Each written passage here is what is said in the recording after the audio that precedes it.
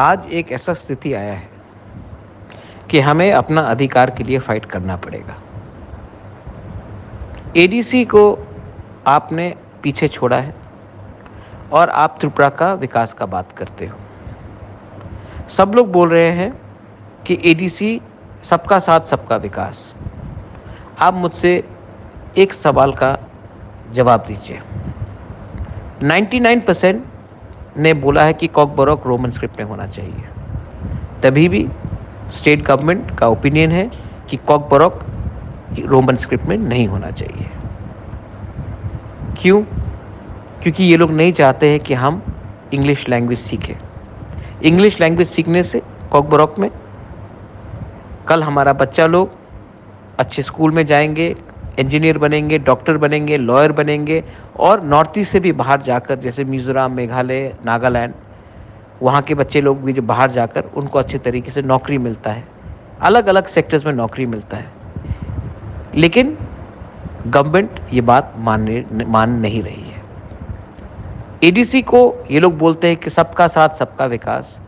आप देख लो, एडीसी में फंड्स नहीं दिया जा रहा है क्योंकि ये लोग चाहते हैं कि हम भीख मांगकर उनके साथ उनके पास जाए और बोलेंगे कि हम अपना डिमांड छोड़ते हैं, आप हमें पैसा दो।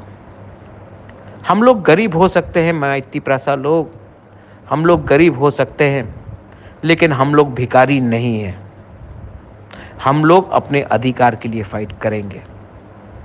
अगले 2 महीने के अंदर विलेज काउंसिल इलेक्शन होगा। हाई कोर्ट में हमारा मामला दर्ज है और 20 तारीख को हाई कोर्ट अपना घोषणा देगा। और मैं अपने पूरे त्रिपुरा मोथा को बोलने वाला हूं कि आप लोग रेडी हो जाओ। विलेज काउंसिल इलेक्शन में जिसने हमें 1 साल से गरीब रखा है, जिसने हमें काम करने का मौका नहीं दिया है, 2 महीने के अंदर इलेक्शन होगा। और जो लोग तिपरासा को तिपरासा से लड़ाकर अपना डिमांड छोड़ने के बारे में बात कर रहे हैं, उनको हमारा एक साधारण वॉरियर मुंह तोड़ जवाब देगा। Be ready.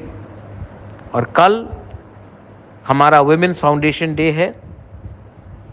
आप लोग, बुरुई बदल लोग, सब जगह में जाइए और तिपरासा का थानसा को आगे रखिए।